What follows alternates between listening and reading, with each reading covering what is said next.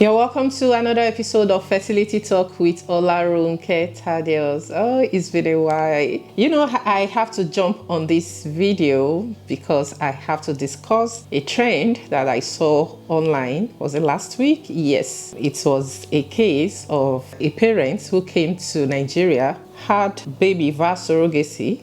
They were able to travel back to their destination safely, but according to the law of their land, which is UK, you have to get parental order in UK by the time you arrive with your baby. And at that point, they became stranded because they couldn't reach out to the surrogate mother to help them sign off all the necessary papers. And they also made mention that it was anonymous surrogacy that they did, so that the hospital facilitated the arrangement on their behalf. So that is to say, they really don't have any relationship with the surrogate mother, or they don't know her, but the hospital tried to reach out to her on their behalf. So this brings me to today's topic: anonymous surrogacy program. The question is, how anonymous can surrogacy truly be for intended parents looking for fruit of the womb and trying to go through the route of using a surrogate mother?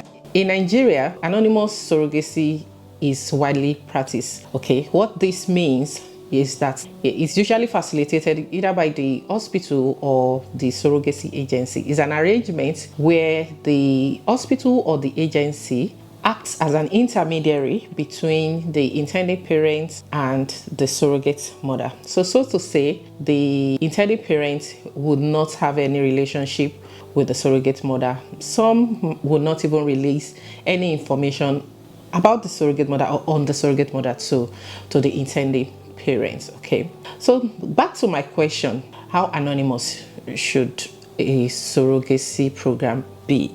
Yes, I understand that confidentiality is very important when doing surrogacy, but when it comes to using a surrogate mother and international surrogacy, it can't be completely anonymous. That is the truth. So I would say partial anonymous surrogacy. Yes, that is what we practice at Meetsurrogatemothers, and it's partial because you would know your surrogate mother's name. You will have a profile. Okay, yes, she might not have your profile, but even at the end of the day, by the end of the contract, yes, she might know your name because she's going to sign off so many documents for you. Okay, but other than that, yes, she might not really know anything about you.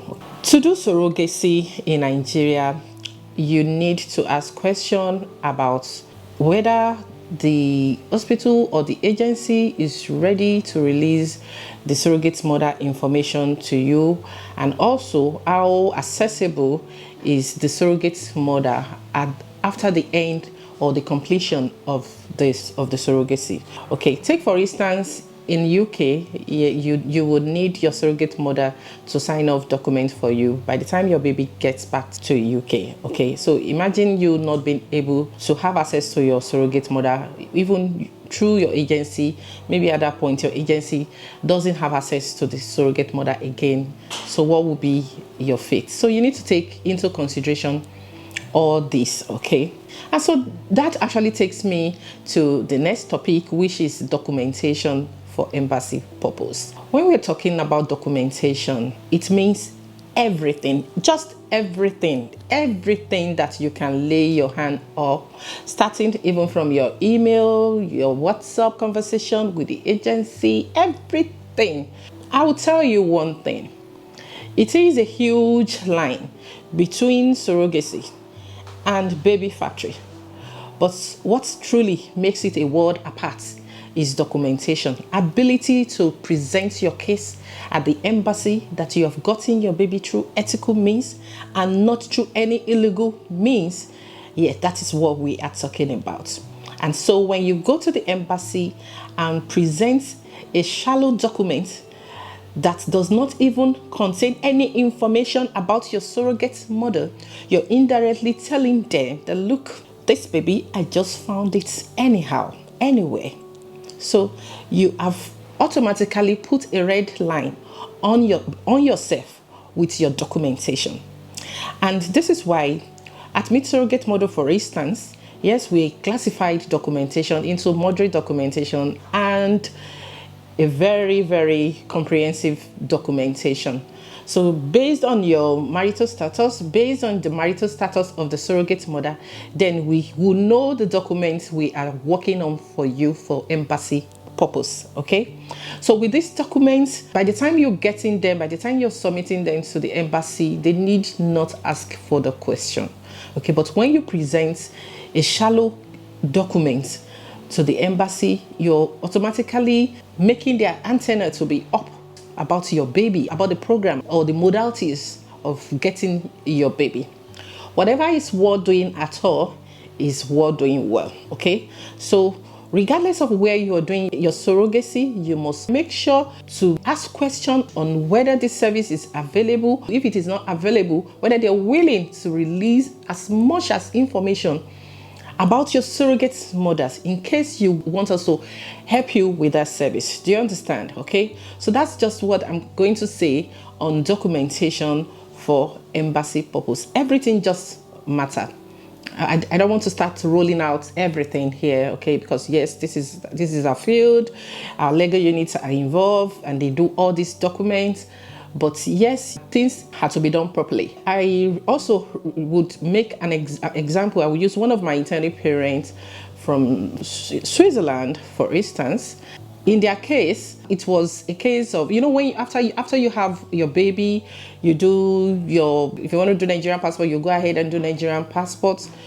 But in some country, you don't just jump at doing national population certificate first without doing custody order first. Okay, so if you go ahead and do national population certificate without getting custody order, then you have also sent a wrong signal to your embassy.